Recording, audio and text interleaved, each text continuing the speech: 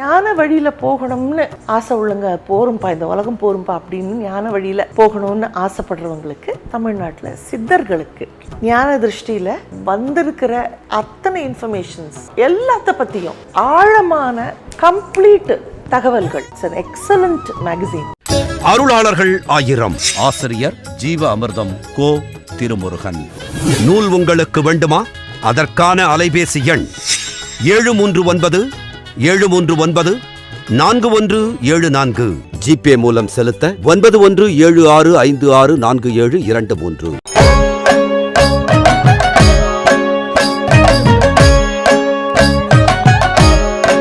நாம் நினைத்தால் எதையும் மாற்றிவிடலாம். நாம் நமக்கு வேண்டியவர்களை நேசிக்கும் போது அவர்களின் குறைகள் எதுவும் நமக்கு பெரியதென தெரிவதில்லை.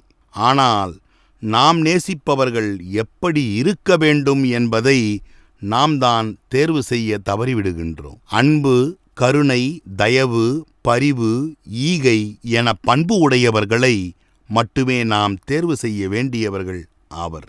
அவர்கள்தான் நம்மால் நேசிக்கப்பட வேண்டியவர்கள் ஆவர். ஆனால் பிறர் நலன் பேணாமல், கருணையின்றி, பிறரை கெடுத்து சுயநலமாக வாழ்வோரை விட்டு நாம் விலகி நிற்க வேண்டும். அப்படி அறிந்தும் நாம் அவர்களை நேசித்தால் பாவக் கருமங்கள்தான் நம்மை வந்து சேரும். அதாவது பால் சுத்தமாக இருந்தால் மட்டும் போதாது, பாலினை வைத்திருக்கும் பாத்திரமும் சுத்தமாக இருக்க வேண்டும் அல்லவா? அப்படித்தான்.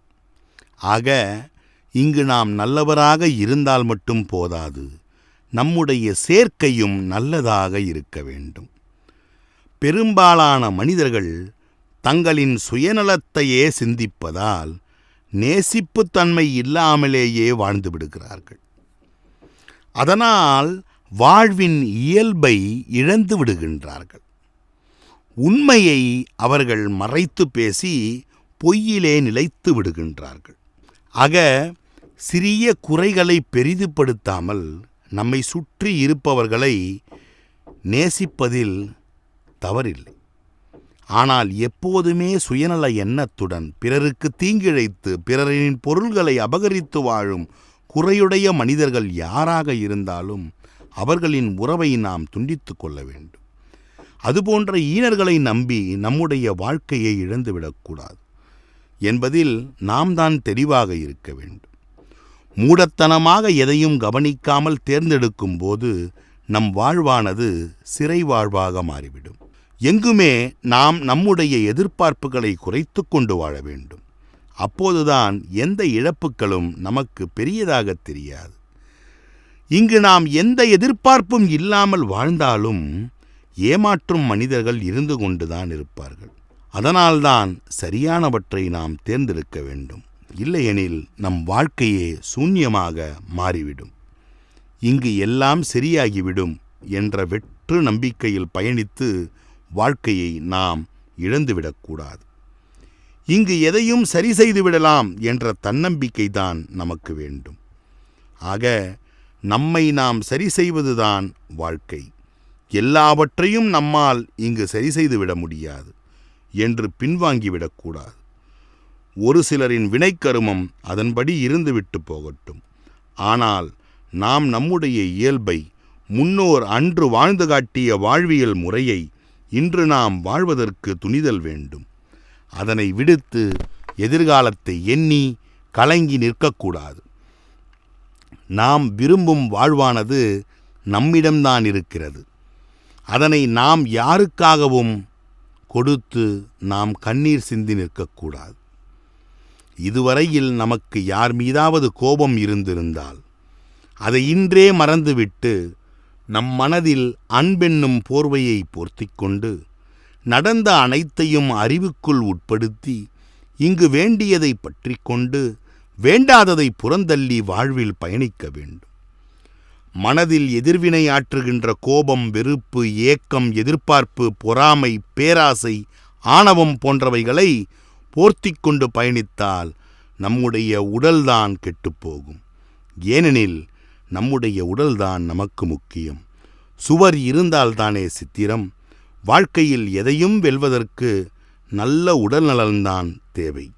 நம்மை பற்றி சிந்திப்பதற்காக நாம் நேரம் எடுத்துக்கொள்ள வேண்டும். ஒவ்வொருவருக்கும் இங்கு தனித்தன்மைகள் உண்டு. அதனால் நம்மை எவரோடும் ஒப்பீடு செய்து பார்ப்பது வீண் வேலையாகும். இங்கு என்னதான் நடந்தாலும் நம்முடைய செயலில் கவனமாக நாம் இருக்க வேண்டும். வேண்டாத இடங்களில் நம்முடைய வார்த்தைகளை விதைக்க வேண்டியதில்லை. ஏனெனில் சில வார்த்தைகள்தான் இங்கு நம் வாழ்க்கையை முடிவு செய்தன என்பதனை நாம் உணர்ந்துதான் வந்துள்ளோம். இந்த வாழ்க்கையை நாம் திரும்பி பார்க்கும்போது விரும்பி பார்க்கும் வகையில் நல்ல செயல்களை நாம் செய்திருக்க வேண்டும். நமக்குள் எப்போதும் நம்மை பற்றிய தேடல் இருந்து கொண்டே இருக்க வேண்டும். அந்த தேடுதல்தான் நம்மை தேங்கி நிற்க விடாமல் முன்னேற வைத்து கொண்டிருக்கும். நமக்கு மட்டும் ஏன் இப்படி நடக்கின்றது என்று நாம் சிந்திக்கும்போது நாம் என்னென்ன செய்தோம் என்று சிந்தித்தால் நமக்கான தீர்வு நம்மிடமே கிடைத்துவிடும்.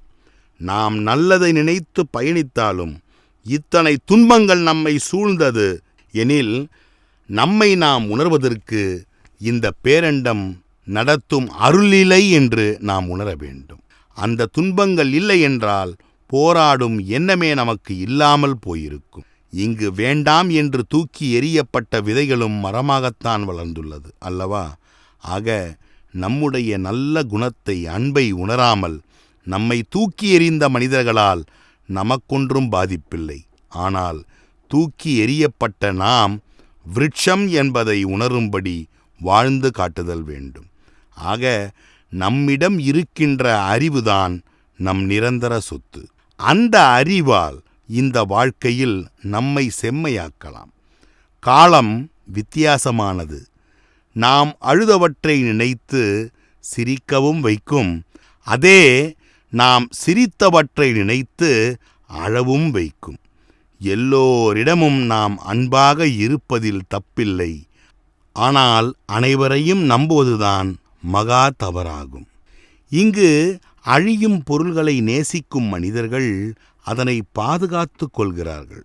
ஆனால் நேசிக்க வேண்டிய மனிதர்களை நேசிக்காமல் அவர்களை பயன்படுத்தும் ஈனத்தனமான மனிதர்களே இப்போது இருக்கின்றார்கள். நம்முடைய தெளிவான குறிக்கோள்தான் நம் வெற்றியின் முதல் ஆரம்பம். உறுதிமிக்க பாறையானது புயல் காற்றில் அசைவதில்லை. அதுபோல்தான் அறிவாளிகள் புகழ்ச்சிக்கும் இகழ்ச்சிக்கும் மனமயங்குவதில்லை. இங்கு நாம் முழுமையான வெற்றியின் வாசலை அடைவதற்கு 1000 தோல்விகளை சந்தித்துத்தான் வர வேண்டும். நம்முடைய இலக்கினை அடையும் வரையில் இங்குள்ள எதையும் காதில் வாங்காமல் நம் செயல்களுடன் முழு கவனமாக நாம் பயணிக்க வேண்டும். அதாவது உதிர்ந்த பூக்களுக்காக கண்ணீர் விடாமல் இனி மலர்கின்ற பூக்களுக்காக நாம் தண்ணீர் விட வேண்டும்.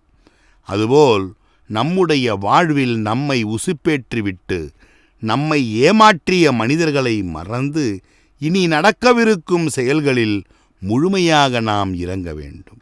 நம்முடைய கனவுகள், லட்சியங்கள், இலக்குகள் அனைத்தும் நம்மை சார்ந்தது. நம்முடைய சுய சிந்தனையை இழந்து பிறரின் தத்துவ குப்பைகளை நம்முள் திணித்து கொள்ளாமல் இருந்தால் போதும்.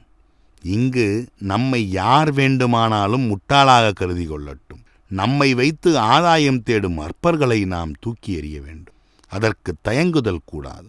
நம்முடைய நிம்மதியை இழக்க வைத்து நம்முடைய வாழ்க்கையை அழித்து கொண்டிருக்கும் மாய விளையாட்டினை நாம் தான் தடுத்தாள வேண்டும். இதுதான் தக்க தருணம் என்று நாம் விழித்தெழ வேண்டும். நினைத்தது உடனே நடக்க வேண்டும் என்ற எண்ணத்தை மாற்ற வேண்டும். தாமதமாக கிடைக்கும் யாவும் தரமானதாகத்தான் இருக்கும்.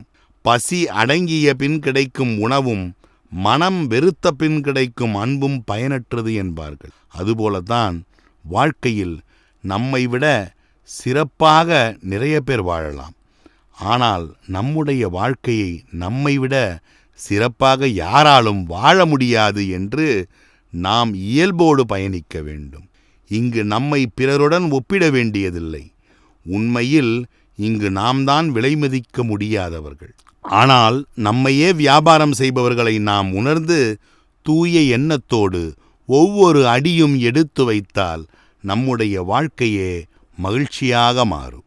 உதிர்ந்து கிடக்கும் பூக்களின் வாழ்க்கை முடிந்து போவதில்லை.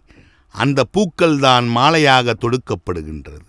அப்படித்தான் இன்று நம்முடைய மரபுமிக்க வாழ்க்கை சிதறிப்போய் நம்முடைய மனம் உடைக்கப்பட்டிருக்கின்றது. அதனால் நாம் நொறுங்கிப் போய்விடக்கூடாது. இங்குதான் நம்மை நாம் செதுக்க வேண்டும்.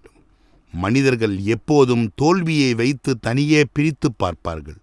இப்போதுள்ள நிலையை நாம் நினைத்தால் உறுதியாக மாற்றிவிடலாம். தெளிவிருந்தால் எல்லாம் வழியாகத் தெரியும். தெளிவிழந்தால் எல்லாம் வழியாகத்தான் தெரியும். ஆக நல்ல வாய்ப்புகளை பயன்படுத்தி முயற்சி எடுத்தால் வெற்றி நிச்சயம்.